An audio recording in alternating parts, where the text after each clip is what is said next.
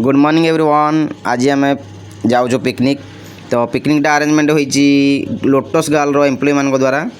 तो स्पेसिफिक से निज पर्सनल इनकम रु ही पिकनिक आयोजन कर सकाल सकाल आम बाहरी आसी पहुँच जाइचु चंदनपुर ठारे। प्रबल जोर समझ की भोक सका टिफिन करेंगे। तो टिफिन आम चंदनपुर फेमस जलखिया होटेल चका आखिरे पहुँच जाइचु। तो आम टीम आसी पहुँच जावापर चका आखिर ओनर जी सी भी बहुत खुशी हो गले। जहाँ आट ए टाइम गोटे बस लगे 50 जन आसिक खावाई। तो टेस्ट क्वालिटी भल था, हाइजीन भी मेंटेन बहुत भल था। तो आम टीम खाई सारी सीधा बाहर कोणार्क मेरीन ड्राइव। तो कोणार्क मेन गेट रे आम एंट्री करचु।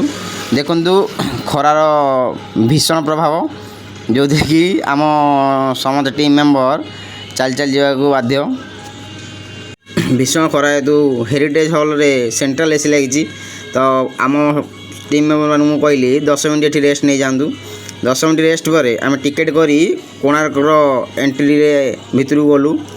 भितर जापर कोणार्कर व्यू अलग लेवल थिला। तो आम टीम मेंबर जे बाटे जी समस्त विच्छिन्न होगले। तापर लास्ट मोमेंट रे बस अध घंटा जाए वेट कला। समस्त आसवा पर एकाठी होई आम मैंने बुलाबुली कर सारी आसी पहुँचलु आमर रामचंडी प्लेस जोटी की रोसई होता। तो सेठी आसी पहुँचला बेलू रोसई 30 मिनट लेट थिला।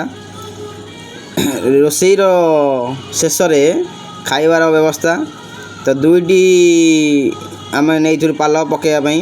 तो लोक बहुत अधिक थे कहीं 50 मेंबर आमर अधिक थे।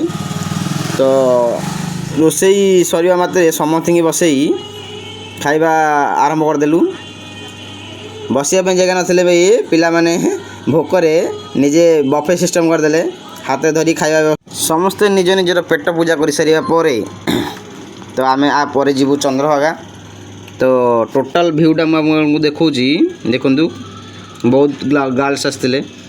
तो समस्ते बस खाऊँ दीटा बैच एपटे आमर गोटे बैच सेपटे फास्ट बैच बसते। एटी आमर समस्ते बसवा पर पायल ये काकुड़ी बांटुची सालड। तो कहला मत भिजुआल टे नहीं आसतु। तो पिला माने समस्ते एंजॉय कले। तपु दीदी बहुत हेल्प कर निजे बुलिया न जाई पिला मानन रोसई कर ये आम तपु दीदी। तो फाइनाली आम आसी सब कम सारी चंद्रभागार बीच रे पहुँचलु। तो पिला मानकर रील्स स्टार्ट हो गला। पिला माने टोटाल रील्स कले आउ लेट भी बहुत है। आम बाहर शेष। Thanks for watching.